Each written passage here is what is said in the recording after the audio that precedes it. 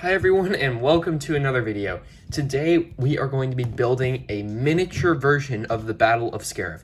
I'm so excited for this, so let's go ahead and get right on into it. There are going to be a bunch of steps for this build. First thing I need to do is I need to build the base, then I'm going to build all the islands, then I'm going to fill them with all the plants and greenery, then I will add the water to it.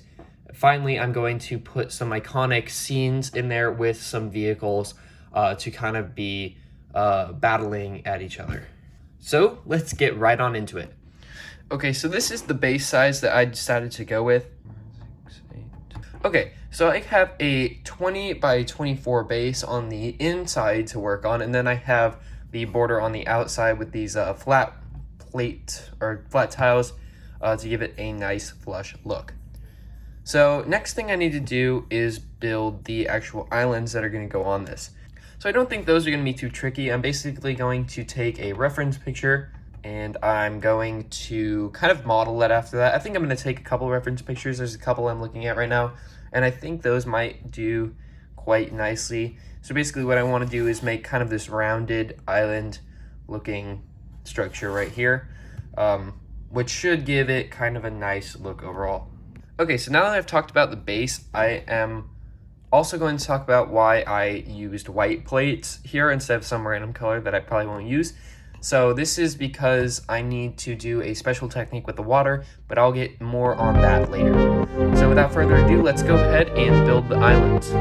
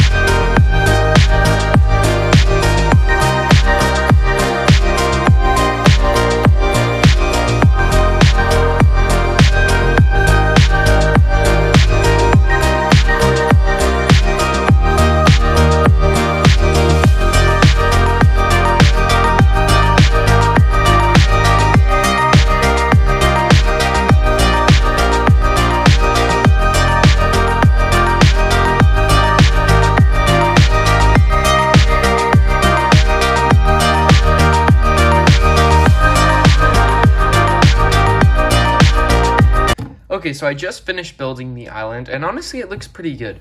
So the next thing I'm gonna do is actually build the greenery for it. So I'm gonna go ahead and do that now. What I'm planning on doing is basically taking these palm tree, kind of like olive color palm tree pieces, putting them in these holes, and then I can also use these kind of 1x1 rounded studs with the little leaves on them to give kind of like a bush effect through the whole thing. And then I'll line it all around the beach, and hopefully that will look good enough. So I'm gonna go ahead and do that now, and cue time lapse. So for some reason, my camera didn't record me placing down all of these trees. That was really annoying. So here they are. It looks pretty good. It gives the land a lot more detail, and I like the way it turned out. It looks really nice with the water too. You can see how it's kind of gonna look around here, and then I'll fill all this white blank space in next with a bunch of water as well. But overall, yeah, I think this looks really good. I used a bunch of these palm tree pieces in 1x1 rounded and stuck them on top of each other, and it turned out with this really nice color variant, but it looks really nice. So I think I'm gonna keep it like that. And now I'm going to fill all of the water in. So basically what I'm gonna do is I'm gonna take a bunch of these studs, stack 2 of them on top of each other, place all those down, and then take these kind of like flat 1x2 translucent blue tiles and then place all those on top of them to give it a nice smooth look. So that's gonna take a while. So cue time lapse.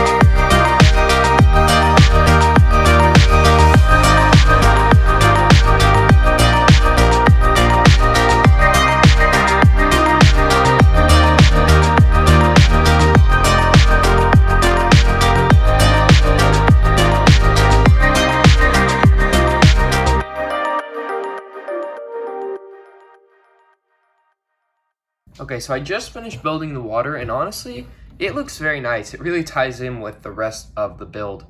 The technique that I used actually looks really nice over here, and it makes the water look kind of deeper. I tried to do like it faded from light to dark, like going from shallow water to way deeper. I don't think that effect totally worked, but it did work somewhat with the first layer, you can see some lighter areas than others. I also use these 1x2 translucent plates with studs on them to give kind of like a wave effect. And then over here, I think I'm gonna build like an island almost on these, just to give it kind of a better look, because I did run out of these 1x2 translucent bricks. So I only had these left, and I didn't want it to look like there was like a massive wave here. So instead, I think I'm gonna put an island back there.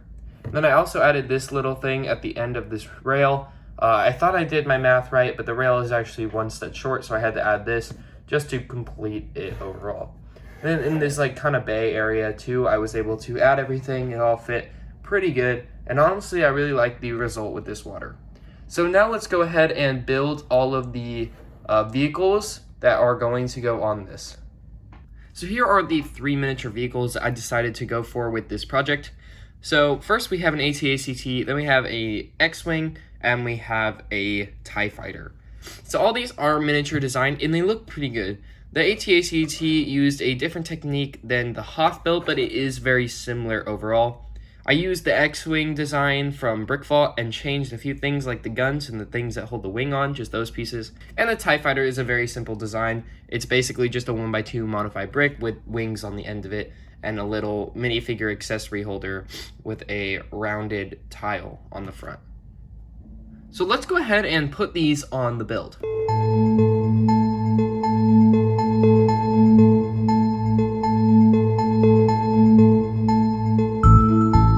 This is the final product for the miniature Scariff model, and honestly it looks so good. The way that I did the water with the stud technique really works well, and it makes it look like the water is deeper and lighter in certain areas. And I also really like the way the vehicles turned out. I thought they might look too big, but honestly I think they look pretty good. I'm also really liking the way that the AT-ACT is positioned. It looks really nice, and I like how it's near the bunker. I'm so happy with the way this turned out, and honestly I think the colors and everything really go together. The blue with the green and the brown really makes it look like a tropical beachy area.